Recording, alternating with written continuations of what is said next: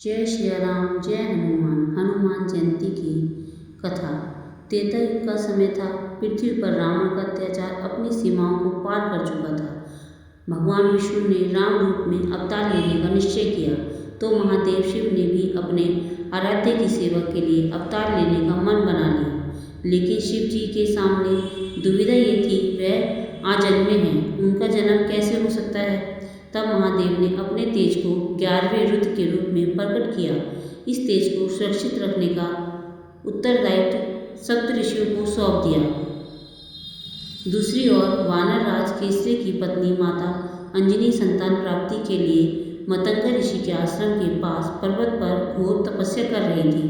उन्होंने 12 वर्ष तक केवल वायु का भक्षण किया और भगवान शिव की आराधना की। उनकी तपस्या से प्रसन्न होकर वायुदेव प्रकट हुए और उन्होंने शिव के उस सुरक्षित रुद्र तेज को माता अंजनी के गर्भ में स्थापित कर दिया। उसी समय अयोध्या में राजा दशरथ के यहाँ पुत्र तिष्टि यज्ञ संपन्न हुआ था।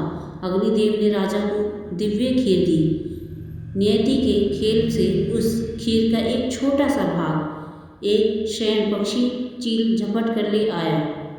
जब वह पक्षी माता अंजनी के तप स्थल के ऊपर से गुजर रहा था, तब वायुदेव की प्रेरणा से वह दिव्य अंश माता अंजनी की खुली अंजलियां हाथों में आ गिरा। माता ने इसे महादेव का प्रसाद समझकर ग्रहण कर लिया। चित्र मास की शुक्ल पक्ष की पूर्णिमा तिथि आई।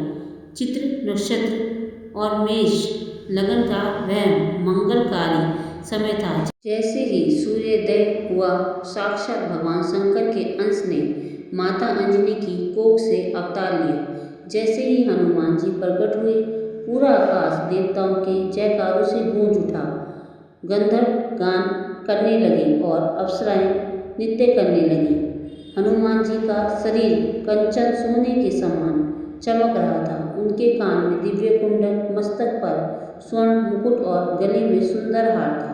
उनके हाथ में वृक्ष के समान शक्ति थी और लंबी पूंछ थी। जन्म लेते ही उन्होंने अपनी भूख शांत करने के लिए आकाश में चमकते हुए लाल सूर्य को देखा और उसे एक मीठा फल समझकर एक ही छलांग में उसे पकड़ने के लिए आकाश की ओर उड़ चले। यह उनकी अनंत शक्ति का पहला परिचय था। जो व्यक्ति हनुमान जयंती का व्रत रखता है, उसे निम्नलिखित चरणों का पालन विस्तार से करना चाहिए। इस दिन की पूजा केवल हाथ जोड़ने तक सीमित नहीं है, बल्कि इसमें कुछ विशेष क्रियाओं का महत्व है जो भक्तों को हनुमान जी के और करीब ले जाता है। पूजा के लिए एक लकड़ी की चौकी का उपयोग करें। इसे उत्तर पूर्व दिशा में रखे लाल रंग का सूती कपड़ा बिछाकर उस पर हनुमान जी की मूर्ति या चित्र स्थापित करें। यदि आपके पास एक ऐसी तस्वीर है जिसमें हनुमान जी श्री राम और माता सीता के चरणों में बैठे हैं, तो वह सर्वश्रेष्ठ मानी जाती है। हनुमान जी के विग्रह को जल से स्नान कराने के बाद उन्हें चमेली का तेल और शुद्ध सिंदूर का लेप लगाना चाहिए। इसे चोला चढ़ाना कहते हैं। मान्यता है कि इसे हनुमान जी का शरीर शीतल होता है और वह भक्त पर अपनी विशेष कृपा बरसाते हैं। बूंदी के लड्डू। हनुमान जी को मीठी बूंदी का या बेसन के लड्डू बहुत प्रिय हैं। कुछ स्थानों पर इन्हें इमरती का भोग भी लगाया जाता है। पूजा के अंत में उन्हें एक विशेष पान अर्पित करें जिसमें लौंग, इलायची और गुलकंद हो। याद रखें, बिना चूने वाला हो और तंबाकू के बिना हो। हनुमान जयंती पर किए जाने वाले कुछ विशेष उपाय। भय और संकट। यदि मन में किसी प्रकार का डर रहता है तो इस दिन हनुमान बाहु का पाठ करना चाहिए।